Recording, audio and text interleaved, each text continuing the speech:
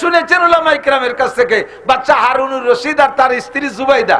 রশিদ বুজুর্গ মানুষ, বড় আলেমও, আমাদের দেশি বাচ্চাকে মতো না। বাচ্চা হারুনুর রশিদও বড় আলেম। তো ফজরের নামাজ পড়ে স্ত্রীকে নিয়ে একটু সফর, একটু হাঁটাহাঁটি করতেন। নদীর কিনারে দিয়ে হাঁটতেছে, হাঁটতে হাঁটতে কত দূর যাওয়ার পরে যে দেখে নদীর পাড়ে বালুর উপরে বৈশা এক পাগল আঙ্গুল দিয়ে এরকম কি যেন নাড়াচাড়া করে, আঁকা আঁকি করে। তাই যে বলতেছে, এই পাগলের নাম হলো বাহলুল। কি নাম? বাহলুল। যে বলছে, এই বাহলুল, এ জায়গা বৈশা আঙ্গুল দিয়ে কি করো? তো বাহলুল কইতেছে যে আমি জান্নাতের বালাখানা তৈরি করতেছি। বাহলুল তো পাগল, উনিও জানে। তো উনি মনে করছে পাগল এইরকমই তো করে, নাকি বলেন? পাগলের স্বভাব এরকম না? এক পাগল হুশ হওয়ার পরে, পাগল থাকতেও তারা দেখছি, হুশ হওয়ার পরেও দেখছি। পাগল থাকতে দেখি শুকনো গোবর দিয়ে বস্তা ভরে, সিড়া কাপড় চুপুর যা আছে রাস্তাঘাটে কাগজ বস্তা ভরে। আমার এলাকায় ছিল নসু পাগল, মরার পরে ওর ঘরের থেকে 500 বস্তা বের করে ফেলানো হয়েছে। এইরকম পাগল একটা বস্তা ভরছে সবকিছু দিয়ে। হুশ হওয়ার পরে কইলাম যে তুই এই পাগল থাকতে এগুলো ভর্তি কে? এক পচা কাপড়, ছিঁড়া নেকড়া, তারপরে কাগজ টাগজ, এগুলি দিয়ে বস্তা ভর্তি কে? কয় যে আমি দেখতাম যে দেশের সব মানুষ পাগল হয়ে গেছে, এইগুলো সব স্বর্ণ পড়িয়ে রয়েছে রাস্তায়, কেন বাড়ি নেয় না? শুকনো গোবরে দেখতাম দলা ধরা সোনা, ছিঁড়া কাপড়ে দেখতাম যেন কাপড় স্বর্ণের কাপড়, সিরা কাগজে দেখতাম স্বর্ণের কাগজ পড়ে রয়েছে। ইয়া মানুষ নেয় না কেন? মানুষ এত পাগল কে? তাই আমি একাই হুশ আছি, এই জন্যই বস্তা পড়তেছি। পরে হুশ হয়ে দিয়ে যে বাড়ি গু গোবরে বেরিয়ে গেছে। এতদিন আমি পাগল ছিলাম, এরা ভালো। তো পাগল এরকম এলোমেলো করে, বালাখানা বানায়। তো বাচ্চা হারুনুর রশিদ বলতেছেন, তো বালাখানা বানায় কি করিস? কয় বেশি। কত বেশি? কয় সাইরেনা। সাইরেনা চেনেন? মুরব্বীরা তো সাইরেনা চেনে, বুলাভান সাইরেনা চেনে না। আর 10 বছর পর যদি সাইরেনা আছে, নৌকা চিনি না, তাই কি সাইরেনা দিয়ে ভাত খেয়ে আসলাম একটু আগে, মনে হবে সাইরেনা তরকারি। 1 টাকার 4 ভাগের 1 ভাগের নাম হলো 4 আনা। তো এই একটা বালাখানা বেচে বাহলুল 4 আনা। এখন বাচ্চা হারুনুর রশিদ মনে করছে ওর মনে হয় 4 আনা হলে আজকের দিন প্রয়োজন মেটবে, এই জন্যই 4 আনা। 4 আনায় জান্নাতের বালাখানা বিক্রি হয় নাকি? ওর গাইতে বাদ দে, জুবাইদার কয় চলো যাই। পাগল, 4 আনায় জান্নাতের বালাখানা। জান্নাতের বালাখানা তুই চিনিস? লাবিনাতুম মিন ফিদ্দা, লাবিনাতুম মিন যাহাব। একটা ইট স্বর্ণের, একটা ইট রূপার। এইরকম বালাখানা এ যে হাজার হাজার হবে। যারা হাফেজে কোরআন তাদের বালাখানা হবে 6666 তালা। যারা শুধু আলহামদুসুরের হাফেজ তার বালাখানা হবে 7 তালা। সাথে ইন্না তাইনা পারে 10 তালা, সাথে কুলহু পারে 14 তালা, সাথে ভালাক পারে 18 তালা, সাথে নাচ পারে 24 তালা। এভাবে বালাখানা বাড়তি থাকবে। আর সে বলে 4 আনায় বেচে। তো জুবাইদা চিন্তা করলো যে কইছি যখন পাগল, তার একটা কিনি। জুবাইদা কইতে তা আমার একটা দাও, বাচ্চা না নেয় নানিক, আমার একটা দাও। 4 আনায় দিয়ে জুবাইদা একটা কিনছে। এখন ওই বালাখানা তার হাতে ধরাই দেয় না, ওটা তো বেচতে যেয়ে পাবে। ঘুরে ফিরে চলে আসছে, রাত্রে ঘুমাইছে। বাচ্চা হারুনুর রশিদ রহমাতুল্লাহ আলাইহি স্বপ্নে দেখতেছেন যে দুনিয়া ধ্বংস হয়ে গেছে, কিয়ামত হয়ে গেছে, গারদ হয়ে গেছে, এরপরে জান্নাত জাহান্নাম কায়েম হয়ে গেছে, উনি জান্নাতেও গেছেন। তো জান্নাতের একটা গলি দিয়ে উনি হাঁটতেছেন, হাঁটতে হাঁটতে কত দূর যেয়ে দেখে যে বিশাল আলিশান একটা বালাখানা। ওইটার সামনে যে দাঁড়াইছে, সামনে ফেরেশতা দাঁড়িয়ে আছে, বলছে ভাই এটা কি? কয় এটা জান্নাতি বালাখানা। কয় যে বালাখানা এত সুন্দর, হ্যাঁ এটা জান্নাতি বালাখানা। এ বালাখানা কার? কয় যে এটা জুবাইদার বালাখানা, আপনার স্ত্রী জুবাইদার বালাখানা। তো স্ত্রীর বালাখানা যেতে তো আমি একটু যাই। কর না না না, আপনার স্ত্রী এখনো যাই নাই, পরের বালাখানা আপনি ঢুকবেন কে? কয় যে স্ত্রীর বালাখানা কিভাবে হলো? কয় যে আজকে ভোরে ওই যে বাহলুলির কাছ থেকে কেনছে সেই 4 আনার বালাখানা আইডিয়া। বাদশা ঘুম ভেঙে গেছে, ওরে চলবো না, আবার ঢুকতেও দিল না। ঘুম ভেঙে গেছে, ফজর পর্যন্ত আল্লাহ বিল্লে কইরা ফজরের নামাজ পড়ে স্ত্রীরে না কইয়া আবার চলছে সেই বালাখানা কিনতি। আবার স্ত্রী নিয়ে সেই নদীর পাড়ে যে দেয় যে সেই বাহলুল আবার ওই সে বালির মধ্যে আঙ্গুল দিয়ে আঁকা আঁকি করতেছে। বাহলুল কি করিস? কয় বালাখানা তৈরি করতেছি। কি করবি বালাখানা তৈরি করে? কয় বেচবো। কত বেচবি? কয় যে কত দেবেন? কয় যে তুই চা কত চাবি? কয় যে আজকে আপনি আপনার সারা রাষ্ট্র যদি ধরে আমারে দেন, তবু আপনার কাছে আজকে বালাখানা বিক্রি করব না, আপনার কাছে বালাখানা বেচবো না। কেন বেচবি না?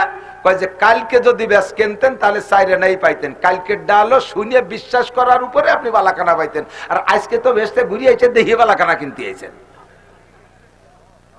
আজকেরটার নাম ইমান না, কালকে কিনলে ইমান ছিল। জুবাইদা কালকে কিনছে, ও পেয়ে গেছে। আমানতু বিল্লাহ, আল্লাহু আকবার। যালিকাল কিতাবু লা রাইবা ফীহি হুদাল লিল মুত্তাকিন আল্লাযীনা ইউমিনুনা বিল গায়ব। না দেখে বিশ্বাসের নাম হলো ঈমান। কথা বলেন, না দেখে বিশ্বাসের নাম কি?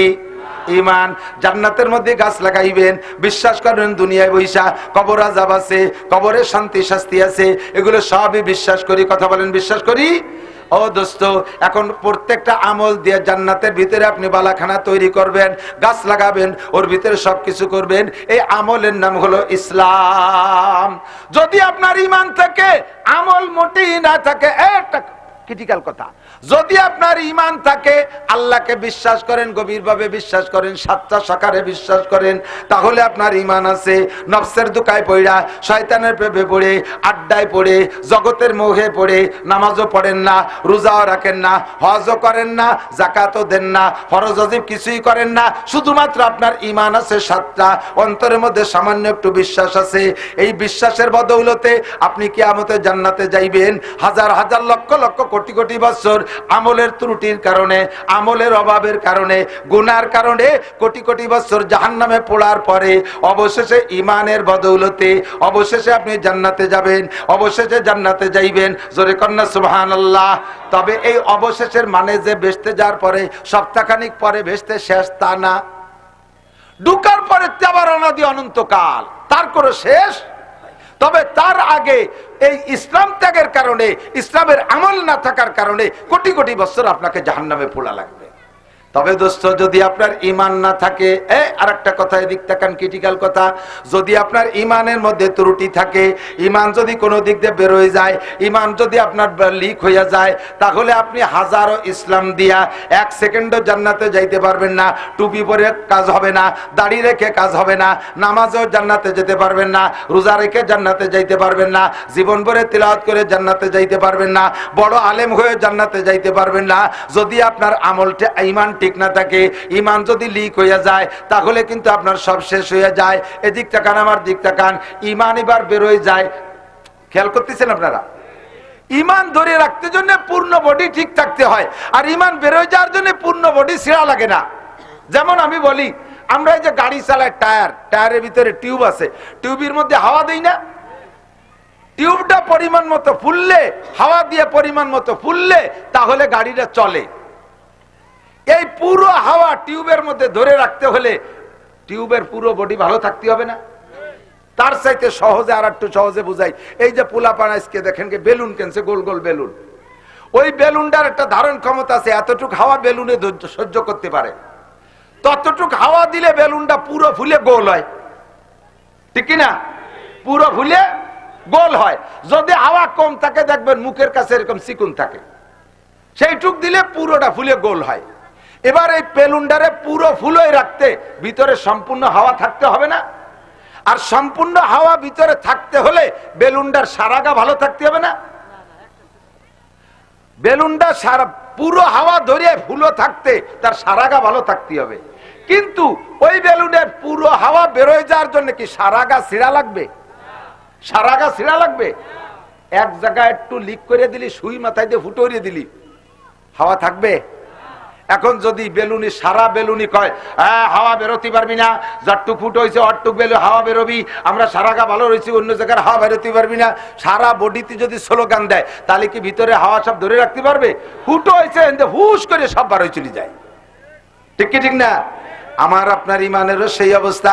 নামাজ আছে সুন্দর, রোজা আছে সুন্দর, টুপি আছে সুন্দর, পাগড়ি আছে সুন্দর, তবলিগ আছে সুন্দর, সরমুনাই সুন্দর, মসজিদ মাদ্রাসা সুন্দর, সব কিছু সুন্দর আছে। একটা জায়গা ছোট্ট করে একটু লিক হয়ে গেছে, একটা জায়গা লিক হয়ে গেছে। সেটা হলো, এই জামানায় কি অত হালাল হারাম বাইসিয়ে চলে পারা যায়? সব ঠিক, বেলুনি সারাগা ঠিক। এই কথা বলার সাথে সাথে ঈমান হইতে হুশ করে বাড়ি চলে গেছে। ঈমানের বেলুন লিক, ঈমানের বেলুন। আরে নে বাদ দে, এই জামানায় অত পর্দা করে বাড়া যায় নাকি? মুরব্বী, বাড়ির মুরব্বী, ৭৫-৮০ বছরে বুড়ো মুরব্বী, এই মুরব্বী বাড়ির ঈমানের বেলুন লিক করে দেয়।